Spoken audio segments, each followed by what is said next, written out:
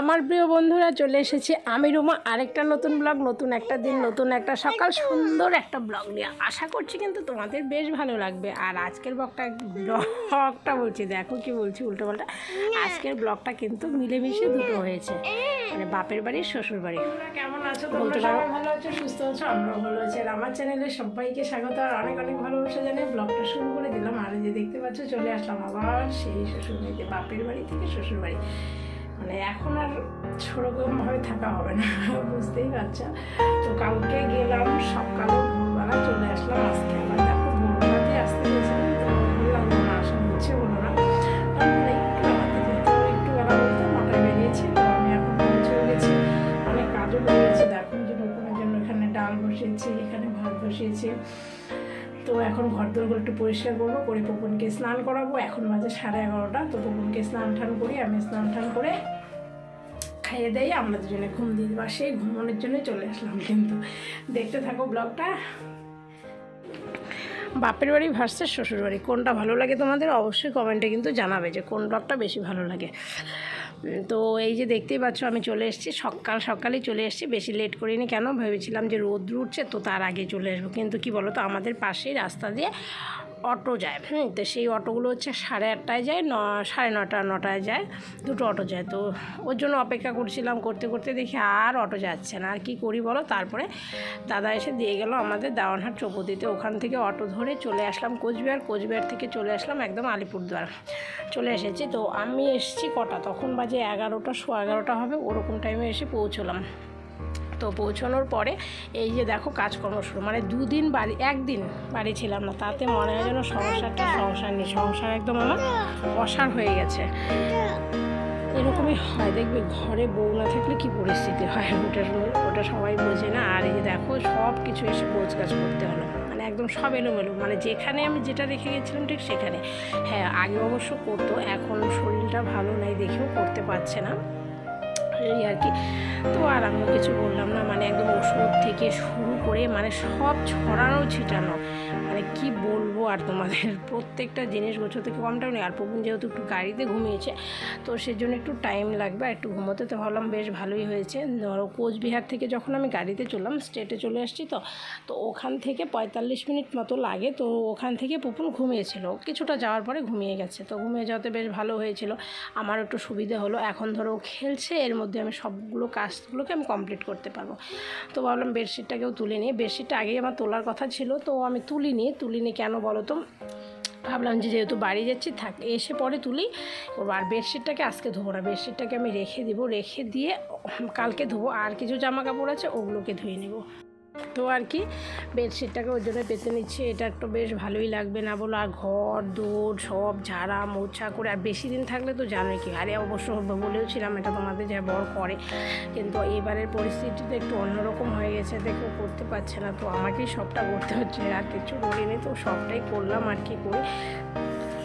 আর জন্য আমি আরও সকাল আসলাম, আরও সকালে আসতে চেয়েছিলাম। একবার তো ভেবেছিলাম কি বলতো 6:30, আর বিয়ে বাড়ি থেকে এসে না রাতে ঘুম হয় না, অনেকটা দেরি হয়ে যায়। তো এই সেই করতে করতে কিন্তু অনেকটাই রাত্রি হয়ে গেছে আমার, ঘুমোতে প্রায় 1:30 2 বেজে গেছে। তো এত সকালে 6টা 6:30 আসা সম্ভবই না, 1:30 2তে ঘুমিয়ে।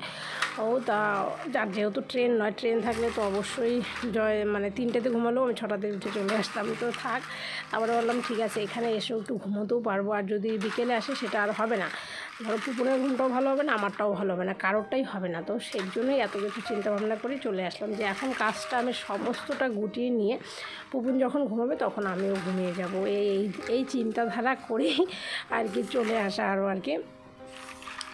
তো দেখতেই পাচ্ছ, তোমাদের সাথে বক করতে করতে কিন্তু আমার কাজও অনেকটাই হয়ে গেছে। ওই ঘরটা দুটো ঘরই আমার একদম গোছগাছ হয়ে গেছে। তো হয়ে গেলে এখন ঝাড়াঝাড়ি করে নিচ্ছি, ঝেড়ে একদম মুছে সব কিছু করে নিয়ে তারপরে স্নান টান করে চলে আসবো আর কি বলো। আর এই যে ঘরে দেখবি নিচে টুকুর ওয়ালগুলো ঝাড়ু না দিলেও কিন্তু ভালো লাগে না, এটা আমি সবসময় করে থাকি, মানে বেশিরভাগ দিনই আমি করি না, এরকম খুব কম দিন হয় আমার। তারপরে চলে আসলাম বারান্দা। তো বলতে বলছি বস্তাটা এখানে কেন, বৃষ্টি তো হয় না, পুকুর হিসু করেনি যে না দিয়েছে ওখানে, তারপরে বললো যে না একটা পাইপ থেকে জল পড়লো, তো সেই জন্য এখানেই রেখেছিল। তো ওই জন্য আর কি ওটাকে ছেড়ে নিয়ে আর একটা জায়গায় সাইড করে রেখে তারপরে চলে আসলাম বন্ধুরা কলতলা। তো কলতলার কাজটা তোমরা জানো যে আমার কী থাকে, আর এখন আজকে তো আর বাসনপত্র নেই আমার, শুধু পুপনের জামা কাপড়গুলো আছে, যে জামা কাপড়গুলো আমি রেখে গেছিলাম, এবার আর বাইরে রেখে যাইনি, মা ধুয়ে দেয়, তো এবার আর সেটা করিনি। বললাম থাক কয়েকটা জামা কাপড়ই তো, আমি আবার আসবো তখন এসে ধুয়ে নেব। আর তারপর একদম স্নান টান করে বিকেলবেলা চলে আসলাম। আর এই যে দেখো এই জামা কাপড়গুলো পুপনের শুকোয়নি, আর একটু দেরি হয়ে গেছে যেহেতু ধুয়ে ঠুয়ে নাড়ানাড়ি করতে করতে। আর যে জায়গাটায় দিই সেই জায়গাটা তো রোদ্রু নেই এখন আর বেশি, আর হ্যাঁ এখনও সেরকম রোদ লাগে না, তবু কি বলো এই যে এখানে নাড়া আছে তো এতেই শুকিয়ে যাবে, এটাকে নিয়ে আর রোদ্রে দিতে হবে না। বৃষ্টির মানে ঠান্ডার দিনে যেরকম রোদ্রে নিয়ে দিতে হয় সেই জিনিসটা করতে হচ্ছে না। আর এই যে দেখো পুপনবাবু এদিকে ঘুমোচ্ছে, আর এদিকে আমার জামা কাপড়গুলো গুছিয়ে নিচ্ছে। আর আমার ঘুম কিন্তু হয়ে গেছে, আমি একদম ঘুমিয়ে টুমিয়ে বেশ টনটনাটন হয়ে গেছি। ঘুমের জন্যই আসলাম, না কি বলো, আর সেই ঘুমে যদি না হয় তাহলে কি আর হবে। তো আর পুপনের জামা কাপড় আমার জামা কাপড় সবগুলোকেই গোছাচ্ছি, সব গুছিয়ে গুছিয়ে ভালো করে রেখে তারপরে দেখি পুপন উঠে খাইয়ে দাইয়ে আরও কিছু কাজ আছে, কাজের কে শেষ আছে বলো। আর এগুলোকে ওই যে জায়গাটায় গুছিয়ে রাখবো, গুছিয়ে রাখতে ভালো লাগে না।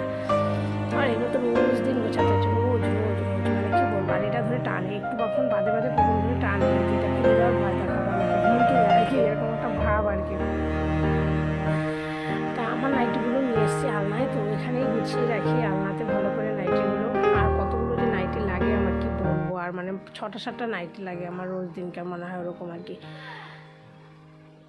তো আমারও গোছানো হয়ে গেছে, দেখতেই পাচ্ছ আলনা গোছানো হয়ে গেছে। তো এখন পর্দা বলছি জানলা লাগিয়ে দিচ্ছে, কেন বলো তো, এটা না এগুলোতে মশা ঢুকে খুব, পাশেই ড্রেন না, তো ড্রেন দিয়ে মশা ঢুকে। তো এখানে যে টাকাগুলো আছে জামা কাপড়গুলো আছে সব আমি গুছিয়ে রাখবো এখন।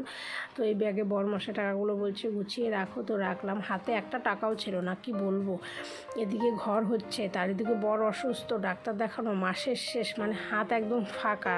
তারপরে বড় সেই পুজোর টিফিনের টাকাটা এখন পেলো, মানে কি বলবো। আর সত্যি ভগবান আছে বলেই এটা সম্ভব, আর নয়তো হতো না, নাহলে কিন্তু আমাদের ফাঁকাই চলতো বলো। এখনও মাসের আরও কটা দিন বাদ আছে মাসটা শেষ হতে, তো সেই কী করে চলতো আমিও জানতাম না, যেহেতু ডাক্তার দেখানো হচ্ছে সবটাই শেষ হয়ে গেছে। তো ওই জন্যই তো ভাবলাম যে না হ্যাঁ সত্যি ভগবান আছে, ভগবান না থাকলে দেখো এটা একদম হাতে ধরে দেখানো জিনিস না, তো যে জিনিসটা পাওয়ারই কথা না সেটা হুট করে কেন হয়ে গেল। অফিস থেকে একজনের সাথে দেখা হলো, বললো হ্যাঁ টিফিনের টাকা ঢুকলো, তো গেল পরে টিফিনের টাকাটা আনতে, তো ওটা দিয়ে এখন কিছুদিন চলে যাবে মনে হয়।